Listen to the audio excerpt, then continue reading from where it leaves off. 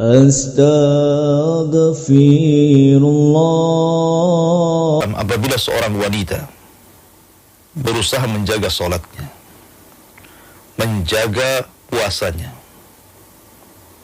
berusaha taat kepada suaminya, menjaga kehormatannya, maka akan dikatakan kepada wanita ini, masuklah kalian dari 8 pintu sorga dari mana kau sukai. Subhanallah. Rupanya seorang wanita masuk sorga itu sebenarnya mudah.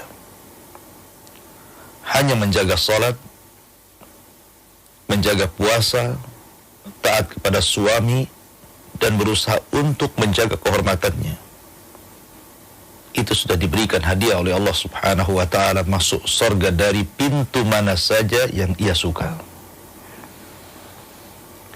Masyarul muslimin, para pendengar dan para pemirsa yang dimuliakan Allah Subhanahu wa ta'ala. Suatu ketika Ummu Salamah, salah satu istri Nabi sallallahu alaihi wasallam, pernah bertanya kepada Nabi sallallahu alaihi wasallam dan mengatakan, "Ya Rasulullah, ma lana la nudhkar fil Qur'ani kama yudhkarur rijal." Rasul, kami para wanita tidak banyak diceritakan dalam Al-Quran. Tidak banyak disebut-sebut dalam Al-Quran sebagaimana laki-laki banyak disebut dalam Al-Quran. Maka Nabi SAW terdiam sampai akhirnya turun ayat. Innal muslimina wal muslimat wal mu'minina wal mu'minat wal qanitina wal qanitat was sadiqina was sadiqat والصابرين والصابرات والخاشعين والخاشعات والمتصدقين والمتصدقات والصائمين والصائمات والحافظين فروجهم والحافظات والذاكرين الله كثيرا والذاكرات أعد الله لهم مغفرة وأجرا عظيما. Turun ayat ini. Sesungguhnya innal muslimina wal muslimat, orang-orang muslim laki-laki dan seorang muslim perempuan, dan juga orang mukmin laki-laki dan orang mukmin perempuan, dan orang-orang yang menegakkan qiyamul lail laki-laki dan orang yang menegakkan qiyamul lail perempuan, dan orang yang jujur dari kalangan laki-laki dan orang-orang yang jujur dari kalangan perempuan, dan orang-orang yang sabar dari laki-laki dan orang-orang yang sabar dari perempuan, dan orang yang khusyuk dari laki-laki dan orang-orang yang khusyuk dari perempuan, dan orang-orang yang suka bersedekah dari laki-laki dan orang-orang yang suka bersedekah dari perempuan, dan orang-orang yang berpuasa dari kalangan laki-laki dan orang-orang yang berpuasa dari kalangan perempuan, dan orang-orang yang senantiasa menjaga kemaluan mereka dari kalangan laki-laki dan orang-orang yang suka menjaga kemaluan mereka dari kalangan perempuan, dan juga wanita-wanita dan juga laki-laki ahli zikir, maka mereka akan mendapatkan ampunan dan pahala yang sangat besar. Ma'asyiral muslimin yang dimuliakan Allah Subhanahu wa ta'ala. Maka dari sini Allah Subhanahu wa ta'ala mengatakan, "Wadh-dhakirina Allaha katsira wadh-dhakirat." Di sana ada wanita-wanita ahli zikir. Wanita-wanita yang senantiasa dekat dengan Allah Subhanahu wa ta'ala. Siapakah mereka? Tentu di antara wanita-wanita ahli zikir, ahli ibadah yang ingin saya ceritakan di pagi hari ini adalah mereka orang-orang yang dekat dengan keluarga Nabi sallallahu alaihi wasallam, istri-istri Nabi sallallahu alaihi wasallam, putri-putri Nabi sallallahu alaihi wasallam, dan juga wanita-wanita sahabiah di zaman Nabi sallallahu alaihi wasallam. Ma'asyiral muslimin yang dimuliakan Allah Subhanahu wa taala. Dahulu para wanita sangat cemburu apabila melihat orang berada di atas ibadah. Berbeda dengan wanita di zaman sekarang. mereka cemburu apabila saudaranya atau mungkin saudarinya atau mungkin temannya berada di atas dunia, melihat pakaiannya indah, tasnya bagus, kendaraannya mewah, rumahnya megah. Terkadang ada orang cemburu. Akan tapi di zaman itu, di zaman keemasan, di zaman salaf, maka mereka tidak pernah cemburu dengan urusan dunia. Mereka hanya cemburu dengan urusan agama. Seperti Saudah bintu Jam'ah radhiyallahu anha, zaujatun Nabi sallallahu alaihi wasallam, cemburu kepada Aisyah radhiyallahu anha karena Aisyah radhiyallahu anha di atas ibadah, di atas ketaatan, ahli zikir, ahli sedekah, ahli ibadah. Maka dia pun sangat ingin seperti Aisyah radhiyallahu anha.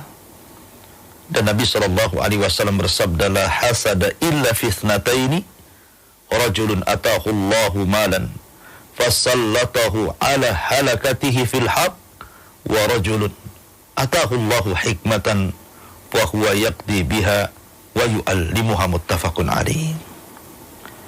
Kata Nabi sallallahu alaihi wasallam, tidak ada hasad kecuali dalam dua perkara. Artinya semua hasad itu tercela kecuali dua perkara. Semua hasad itu terlarang kecuali dua hasad. Pertama, hasad kepada seseorang yang diberikan harta. Dengan hartanya betul-betul dia belanjakan di jalan Allah subhanahu wa ta'ala, di atas hak kebenaran. Ataupun seorang laki-laki yang diberikan hikmah, pengetahuan, ilmu, sehingga dengan ilmunya dia berusaha untuk mengamalkannya dan mengajarkannya. Maka Saudah bintu Jam'ah hasad kepada Aisyah radhiyallahu anha, bukan hasad tercela atau bahasa yang lain disebut ghibthah, hasad yang terpuji, karena melihat Aisyah radhiyallahu anha ahli puasa, ahli ibadah, ahli sedekah dan begitu seterusnya. Maka Saudah sangat cemburu dengan Aisyah radhiyallahu anha. Begitulah wanita di zaman salaf. Masyaallah muslimin yang dimuliakan Allah subhanahu wa ta'ala, ketika Nabi sallallahu alaihi wasallam menceraikan Hafsah bintu Umar karena membongkar rahasia Nabi sallallahu alaihi wasallam, ada yang mengatakan dalam permasalahan Maria Kibdiyah, ada yang mengatakan dalam masalah madu Zainab, sehingga turun suratul Tahrim. Sehingga Nabi sallallahu alaihi wasallam ketika itu hendak menceraikan Hafsah. Setelah Nabi sallallahu alaihi wasallam betul-betul menceraikan Hafsah bintu Umar radhiyallahu an, fanazala Jibril, tiba-tiba Jibril datang kepada Nabi sallallahu alaihi wasallam dan mengatakan, ya Rasulullah, ya Nabi Allah, inna Allah ya'muruka an turaji'a Hafsata rahmatan bi Umar. Sesungguhnya Allah subhanahu wa ta'ala memerintahkan kamu, wahai Muhammad, agar rujuk dengan Hafsah karena kasih sayangnya kepada Umar bin Khattab radhiyallahu an, di mana Umar itu seorang ahli ibadah. Dalam riwayat, innallaha ya'muruka an turaji'a Hafsata fa innaha sawwamatan qawwamatan wa zawjuka fil jannah. Karena Allah subhanahu wa ta'ala memerintahkan engkau, wahai Muhammad, untuk rujuk dengan Hafsah, karena Hafsah adalah wanita ahli puasa, wanita ahli qiyamul lail, dan dia adalah istrimu di sorga.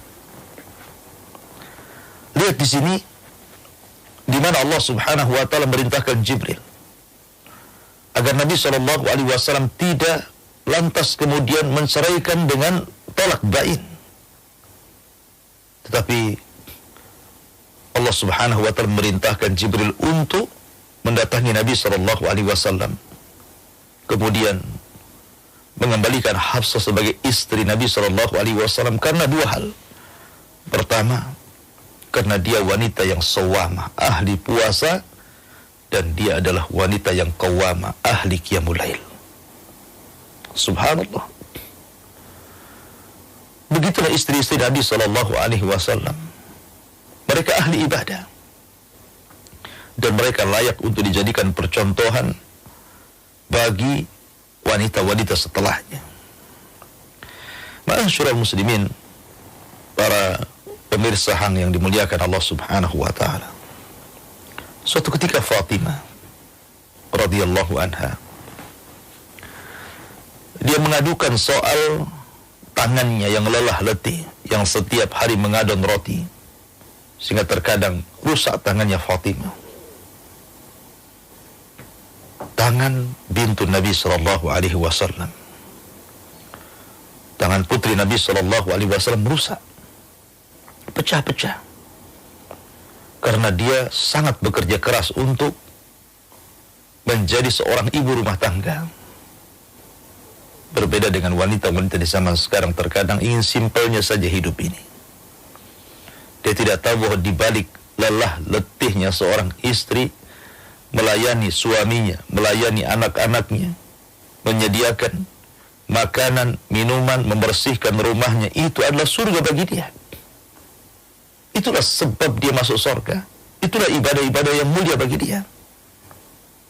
Itu yang dilakukan Fatimah radhiyallahu anha.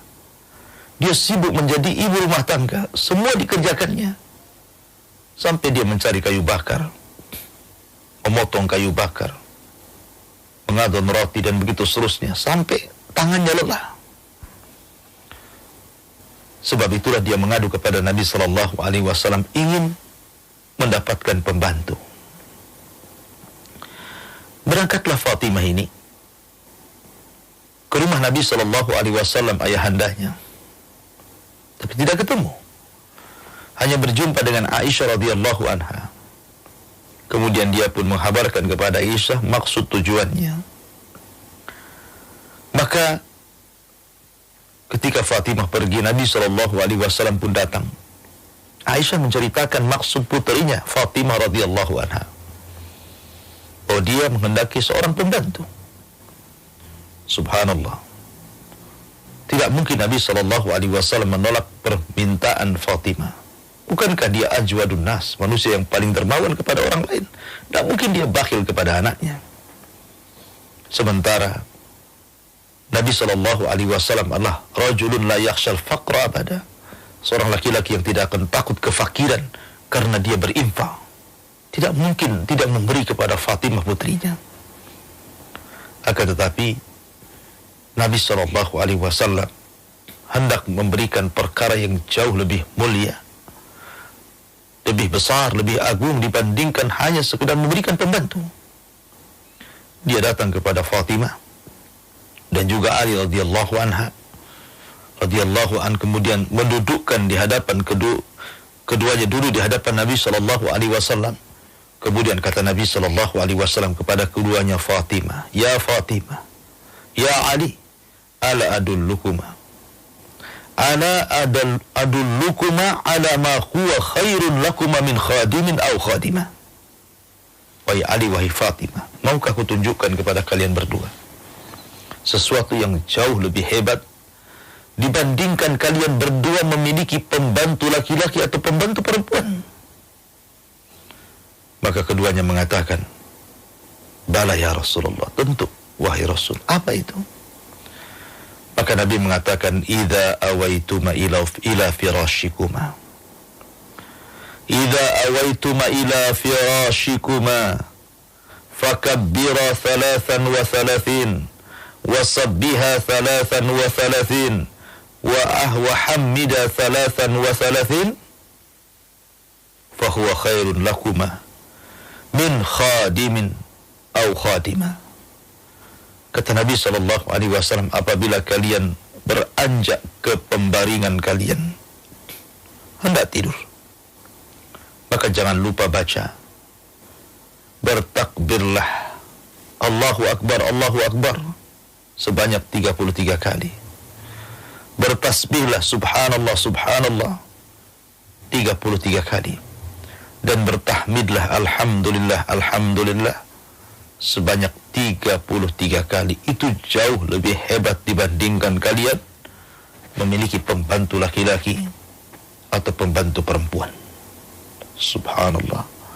Ali radhiyallahu anha menceritakan, "Fama taraktuha ba'da hadha." Aku tidak pernah meninggalkan setelah Rasul bersabda seperti ini. Kemudian dikatakan kepada Ali, "Wala lailatas Siffin," walaupun di malam hari perang Siffin, wahai Ali. Qala, "Wala lailatas Siffin," walaupun di malam hari Siffin, aku tidak pernah meninggalkan zikir ini. Subhanallah. Begitulah Nabi SAW mengajarkan kepada Fatimah. Maka sejak itu Fatimah menjadi wanita ahli zikir. Tidak pernah dia meminta lagi pembantu laki-laki dan perempuan. Setiap malam dia membaca takbir, tasbih, tahmid. Karena itulah yang disabdakan Nabi SAW jauh lebih hebat dibandingkan pembantu laki-laki dan pembantu perempuan.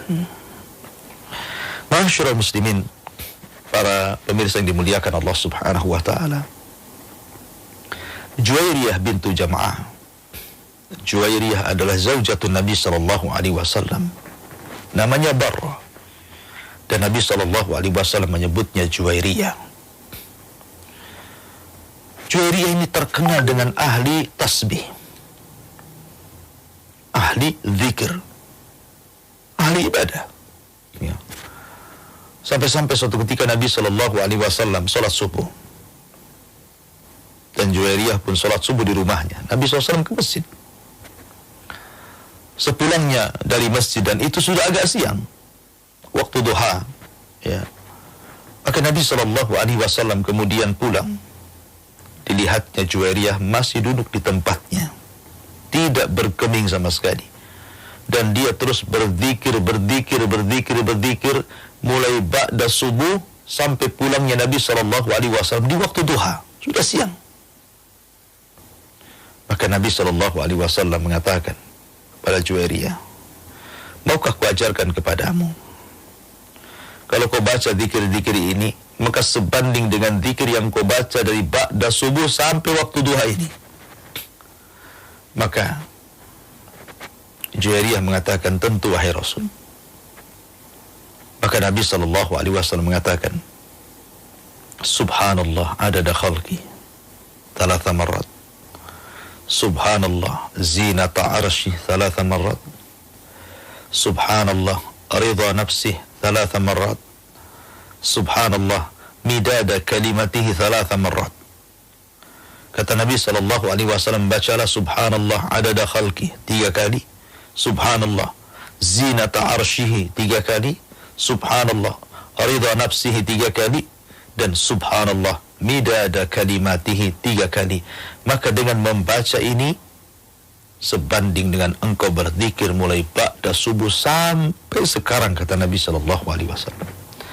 Tapi lihat di sini Juwairiyah, dia lakukan seperti itu hampir setiap hari, karena dia wanita ahli tasbih, ahli zikir. Begitulah Nabi SAW mengajarkan bagaimana istri-istrinya dekat dengan Allah Subhanahu wa taala. Bahkan Zainab bintu Jahsin, saat wafatnya beliau, Aisyah radhiyallahu anha memuji dengan mengatakan, "Sungguh telah meninggal seorang abidah, ahli ibadah. Seorang yang ahli sedekah, yang selalu memperhatikan fuqara wal aramil wal masakin wal yatama, yang selalu memperhatikan para janda-janda miskin, orang-orang fakir, anak-anak yatim, orang-orang miskin." Wanita ahli ibadah Zainab. Bahkan semasa hidupnya Zainab pernah membentangkan tali di malam hari. Tali ini dibentangkan dari satu tiang masjid ke tiang masjid yang lainnya. Kemudian Nabi SAW masuk dalam masjid, bertanya, "Ini tali siapa? Ma hadzal habl?" Ini tali siapa? Kata Rasulullah SAW. Maka mereka mengatakan, "Hadza hablun li Zainab." Ini talinya Zainab, wahai Rasul. Kata Rasul, "Ngapain dibentang-bentangkan antara tiang masjid ke tiang masjid yang lainnya?" Maka orang-orang mengatakan, "Idza fatarat ta'allaqat bihi." Apabila dia sedang salat malam, kemudian kelelahan, keletihan, maka dia ikat badannya dengan tali ini supaya tidak jatuh. Bahkan Nabi SAW mengatakan, haluh, putuskan. Liyusalli ahadukum nasyatahu, fa'idha fatara falyarkud. Seseorang itu kalau sholat sesuai kemampuannya, kalau sudah tidak sanggup, sudah ngantuk, tidur, kata Rasul. Tapi lihat bagaimana Zainab. Dia memaksakan kehendak untuk sholat malam, dan itu sebelum datang larangan dari Nabi SAW. Berarti Zainab setiap malam seperti itu dia lakukan. Dia tidak pernah sholat tidak pernah lepas daripada qiyamul lail, berzikir, sampai-sampai kalau dia lelah, letih, dia ikat badannya supaya tidak jatuh. La haula wala quwata illa billah. Sampai seperti itu ibadahnya, ahli zikirnya istri-istri Nabi SAW. Bahkan Aisyah radhiyallahu anha dikisahkan oleh Abdullah bin Zubair, ma ra'aitu imra'ataini qad ajwad min Aisyah radhiyallahu anha wa Asma. Aku tidak pernah melihat dua wanita yang sangat dermawan melebihi Aisyah dan Asma. Kita tahu Aisyah radhiyallahu anha di akhir hidupnya itu buta. Disebabkan ketika mudanya dia melihat Jibril alaihi salatu wassalam ketika berhadapan dengan Nabi SAW dalam bentuk dihyatul kalbi. Maka Rasul mengatakan, ya Aisyah, apakah kau melihat dihya? Maksudnya Jibril? Ya. Kata Nabi SAW, engkau akan mengalami kebutaan di akhir hayatmu. Subhanallah. Akhirnya Aisyah pun buta. Ketika dia sudah tua, dia sudah buta itu, dia mencari-cari barang. Apabila dia teraba barang, maka dia katakan kepada pembantunya, ta'ali, kemari kamu. Ini ada barang, tolong sedekahkan kepada si fulan, kepada si fulana. Ya. Kemudian dia cari-cari lagi. Apabila dia teraba barang, dia mengatakan, tolong sedekahkan barang ini. Sampai akhirnya satu isi rumah tidak ada satupun barang lagi yang hendak disedekahkan. Sehingga Aisyah berteriak dan mengatakan kepada khadimnya, kepada pembantunya, carikan untukku barang yang untukku sedekahkan. Kata pembantunya, wahai Ummul Mukminin, tidak ada lagi barang, semua sudah kau sedekahkan. Subhanallah. Sampai seperti itu Ummul Mukminin Aisyah radhiyallahu anha beribadahnya, zikirnya, sedekahnya. Makanya wajar kalau Abdullah ibn Zubair mengatakan, aku tidak pernah melihat dua wanita yang ahli sedekah melebihi Aisyah radhiyallahu anha dan juga Asma bintu Abi Bakrin radhiyallahu anha.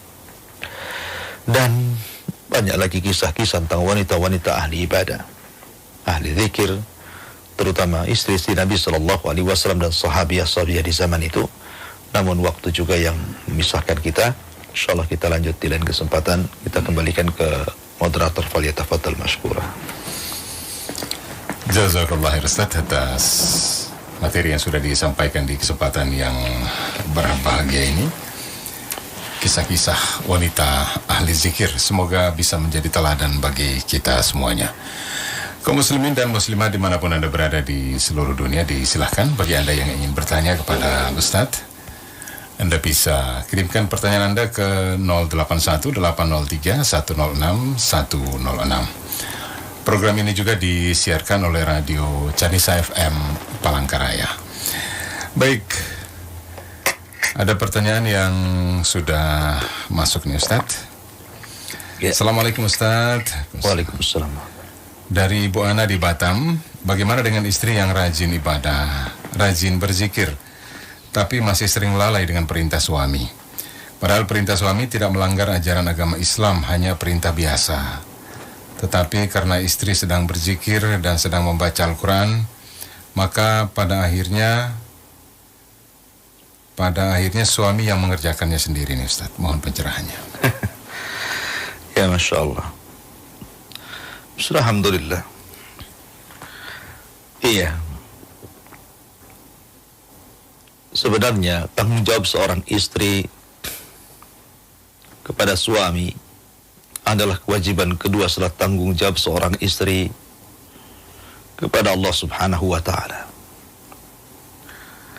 Artinya perintah suami itu dinomorduakan dibandingkan perintah Allah dan Rasulnya. Tetapi tentu dalam hal-hal yang wajib, bukan dalam hal-hal yang sunnah. Hal-hal yang wajib seperti sholat 5 waktu. Kemudian juga puasa Ramadan. Tidak mungkin seseorang istri membatalkan puasa Ramadan untuk melayani suaminya. Jadi hal-hal yang wajib, ya, perintah Allah lebih utama. Dan juga perintah Rasulullah lebih utama dibandingkan perintah suami Anda. Tapi dalam hal-hal yang sunnah, maka tidak boleh.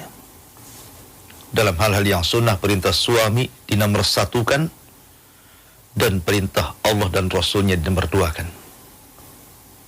Makanya Nabi SAW mengatakan, apabila seseorang hendak berpuasa, seorang wanita hendak berpuasa, maksudnya puasa sunnah. Puasa sunnah kan perintah Allah dan Rasulnya, karena perintah itu dua. Ada yang sifatnya wajib, ada yang sifatnya sunnah. Ya. Kalau sifatnya wajib, jangan pernah didahulukan dengan siapapun. Tapi kalau perintahnya sunnah, maka kata Nabi SAW, apabila seorang wanita hendak berpuasa, jangan berpuasa sunnah sementara suaminya masih ada.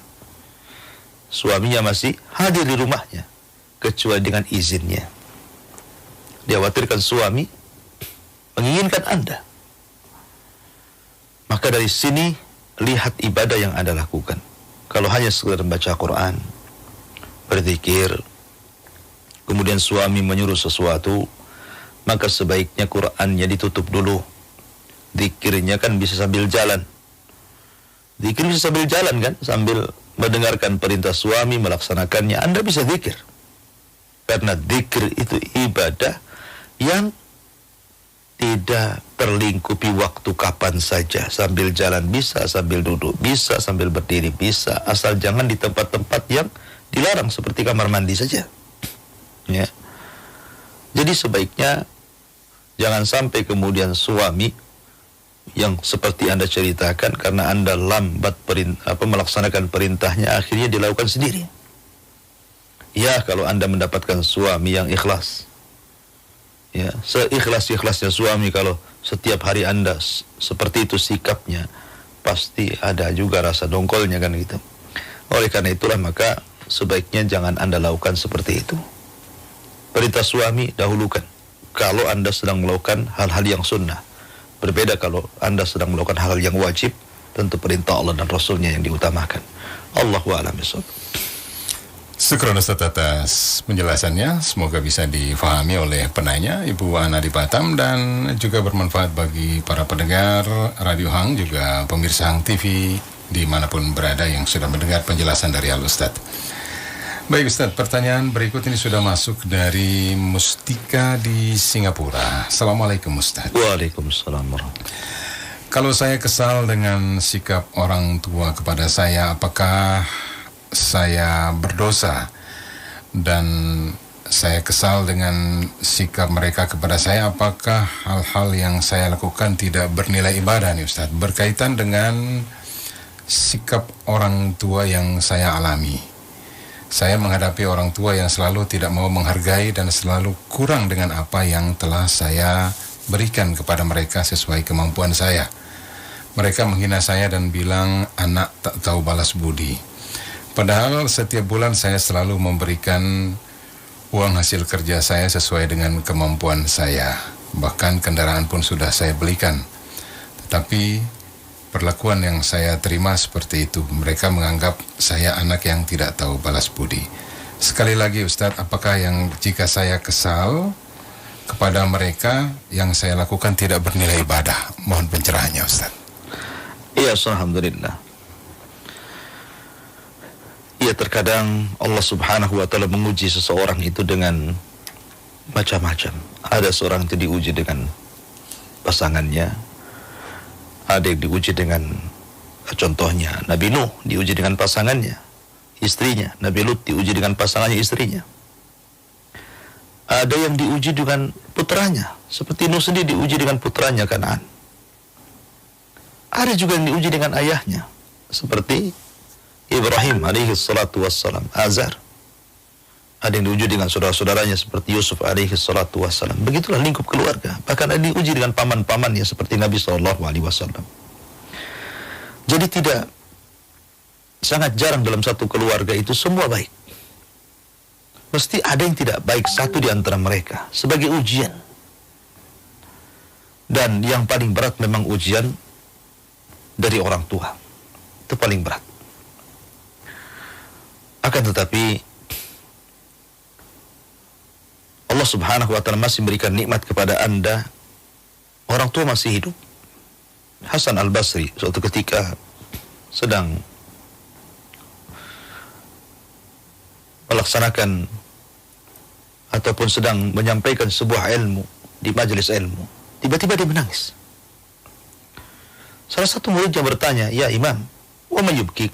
Apa yang membuat Anda menangis, wahai Imam?"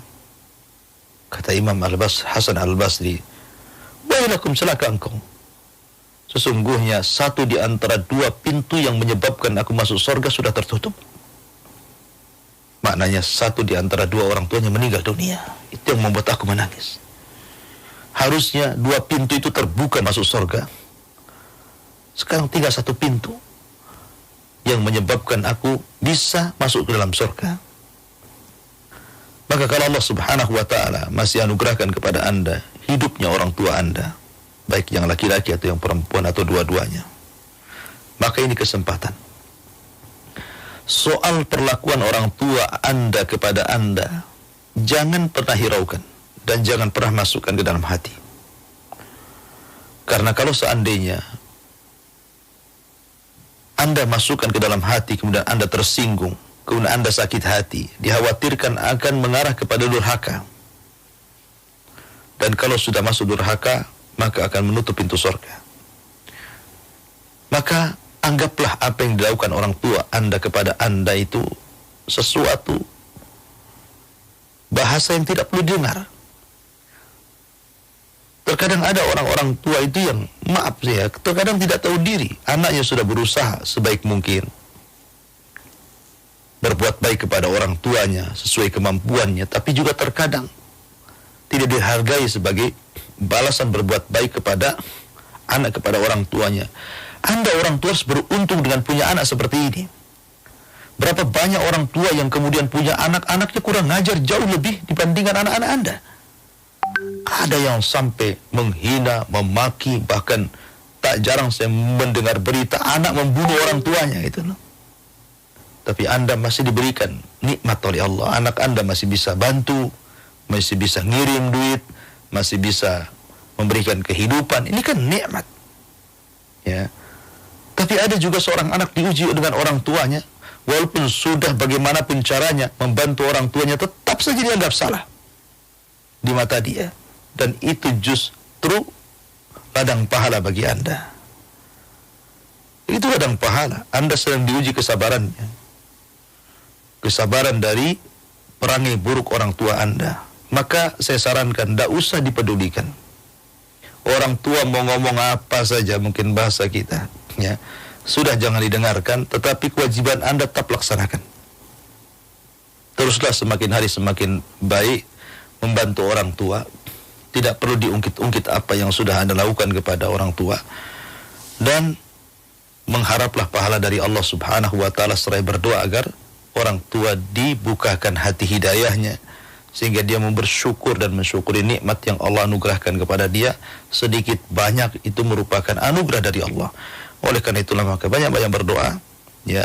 Kemudian teruslah jangan berhenti untuk berbakti kepada orang tua, dan jangan masukkan apapun yang dikatakan orang tua kepada Anda.